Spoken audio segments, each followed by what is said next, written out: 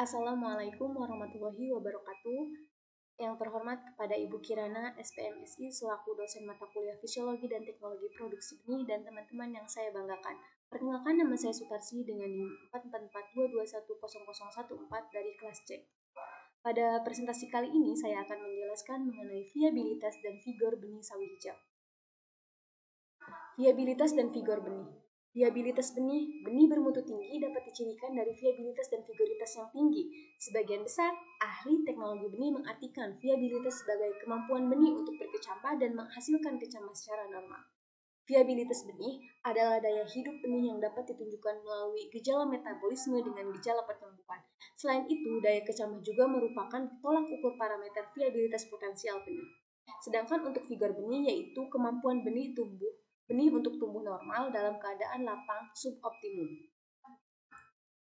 Tanaman sawi hijau. Tanaman sawi hijau atau Brassica juncea L merupakan jenis sayuran yang memiliki banyak manfaat, yaitu memenuhi kebutuhan pangan, gizi, dan obat bagi masyarakat.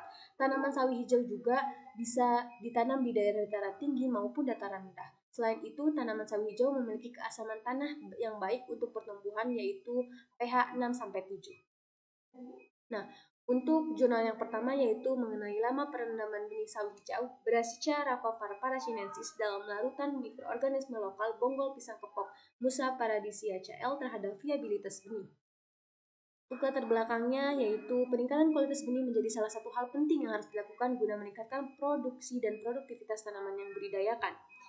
Untuk salah satu jenis tanamannya yaitu sawi hijau. Untuk mengatasi menurunnya produksi tanaman sawi hijau maka diperlukan penggunaan benih bermutu tinggi. Mikroorganisme yang digunakan adalah mikroorganisme lokal yang diambil dari bonggol pisang kepok.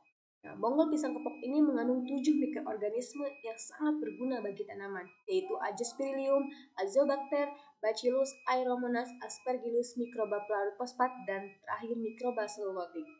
Tujuan dari penelitian ini yaitu untuk mengetahui waktu perendaman benih sawi hijau yang tepat dalam meningkatkan viabilitasnya, sehingga dengan viabilitas yang tinggi dapat meningkatkan kualitas benih sawi hijau. Untuk metode penelitiannya yaitu menggunakan RAL. Nah, untuk pelaksanaannya yaitu ada persiapan media, pembuatan mol, perendaman benih, perkecambahan atau persemaian, kemudian pemberian label, pemeliharaan, dan pengamatan. Selanjutnya, hasil dan pembahasan. Histogram potensi dan daya berkecambah benih ini tanaman sawi hijau 0,05 sehingga demikian kedua indikator tersebut dapat dikatakan bahwa terdapat pengaruh lama perendaman terhadap berkecambahan benih sawi hijau. Potensi tumbuh benih untuk yang baik yaitu 2, 4, dan 6 jam, sedangkan untuk potensi tumbuh yang paling rendah yaitu 0, 8, dan 10 jam. Hal ini dipengaruhi dimungkinkan karena tidak adanya pengaruh dari mikroorganisme lokal sehingga pertumbuhannya tidak optimal. Selain itu, daya berkecambah suatu benih juga dipengaruhi oleh air. Dengan demikian, dapat dikatakan bahwa pemberian mikroorganisme lokal bonggol pisang untuk perendaman benih terbukti memiliki pengaruh positif terhadap potensi tumbuh dan daya berkecambah benih.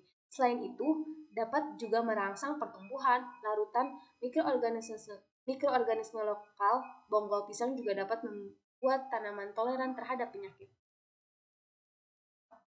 Untuk kesimpulannya, pengaruh selama perendaman mikroorganisme lokal ini untuk mendukung potensi tumbuh benih tanaman sawi hijau menunjukkan pengaruh yang berbeda nyata.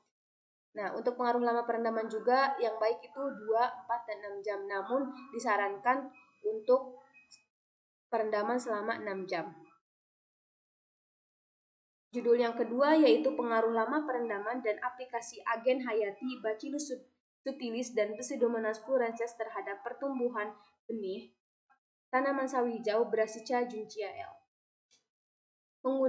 Penggunaan bakteri non-patogenetik yang dieksplorasi dari perakaran tanaman Rhizobakteri yang tergolong ke dalam kelompok PGPR.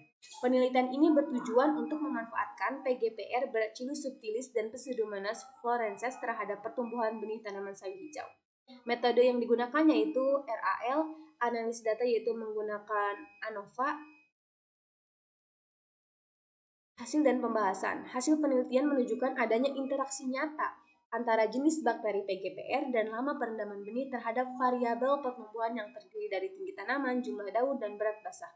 Hal ini disebabkan tanaman sawi merupakan tanaman yang fase pertumbuhan vegetatifnya berlangsung dengan 3 proses, yaitu pembelahan, pemanjangan, dan diferensiasi sel. Hasil penelitian menunjukkan juga bahwa perlakuan B3T3 kombinasi Bacillus subtilis dan Pseudomonas flourensis dengan lama perendaman selama 30 menit menghasilkan vigoritas benih tertinggi yaitu 92% dibandingkan perlakuan lainnya.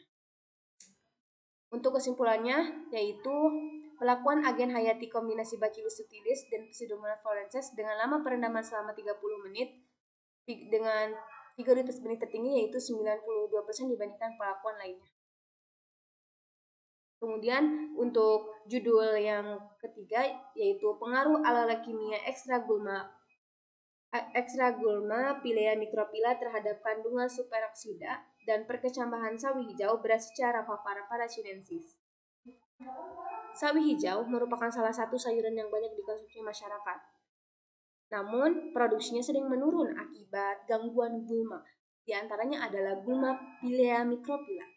Nah, penelitian ini bertujuan untuk mengkaji pengaruh pemberian ekstra alkimia Pilea microphylla terhadap akumulasi siroksida perkecambahan dan daya penumbuhan awal kecambah sawi hijau. Metode yang digunakan yaitu RAL, analisis data yaitu menggunakan data ANOVA, kemudian hasil dan pembahasan. Hasil analisis of varian atau ANOVA pada taraf signifikasi 95% terhadap perkecambahan sawi hijau menunjukkan bahwa alkimia ekstra Pilea microphylla tidak berpengaruh nyata terhadap laju pertumbuhan sawi hijau. Hasil pengamatan tinggi kecambah ini menunjukkan bahwa perlakuan ekstra Pilea microphylla dengan konsentrasi tinggi menghambat pertumbuhan tinggi kecambah sawi hijau. Kesimpulannya, alkimia ekstra Pilea microphylla dari konsentrasi 25% sampai 10% menyebabkan peningkatan kandungan superoksida dan menghambat pertumbuhan awal kecambah sawi hijau, namun tidak mempengaruhi perkecambahan yang dilihat dari laju perkecambahan dan daya kecambah sawi hijau. Kemudian untuk jurnal keempat yaitu tentang pengaruh kombinasi kokopeat dan arang sekam pada media tanam untuk pertumbuhan tanaman sawi hijau Brassica ravifera varietas chinensis. Tujuan penelitian ini yaitu untuk mengetahui pengaruh penggunaan kombinasi kokopeat dan arang sekam sebagai media tanam sawi hijau dan mendapatkan dosis komposisi terbaik media tanam terhadap pertumbuhan sawi hijau. Metode penelitian yang digunakan yaitu menggunakan RAL dengan 4 perlakuan dan 6 ulangan. Penelitiannya itu dilaksanakan di Laboratorium Botani jurusan Biologi Universitas Lampung. Analisis data yang digunakan yaitu menggunakan analisis ANOVA. Hasil dan pembahasan. Daya berkecambah tanaman sawi ini meningkat sejalan dengan peningkatan hari. Suatu benih dikatakan tumbuh normal bila perkecambahan benih tersebut menunjukkan kemampuan untuk tumbuh dan berkembang menjadi bibit tanaman yang baik dan normal. Indeks vigor tanaman sawi hijau mengalami peningkatan daya dan kecepatan daya berkecambah tinggi. Indeks vigor ini merupakan sebagai sekumpulan sifat yang dimiliki benih yang menentukan tingkat potensi aktivitas dan kinerja benih atau load benih selama perkecambah dan munculnya kecambah. Hasil pengamatan terhadap pengukuran kadar klorofil juga berpengaruh terhadap tanaman sawi. Hasil penelitian menunjukkan bahwa penggunaan media tanam kokopet dan arang sekam ini memberikan pengaruh pada daya berkecambah dan indeks vigor. Kesimpulan, pada perlakuan masing-masing kombinasi media tanam memberikan pengaruh yang tidak berbeda nyata dengan perlakuan lainnya. Penambahan arang sekam dan kokopet ke dalam media tanam tidak berpengaruh terhadap pertumbuhan tumbuh daun berat segar dan berat kering. Mungkin hanya itu saja yang dapat saya sampaikan. Wassalamualaikum warahmatullahi wabarakatuh.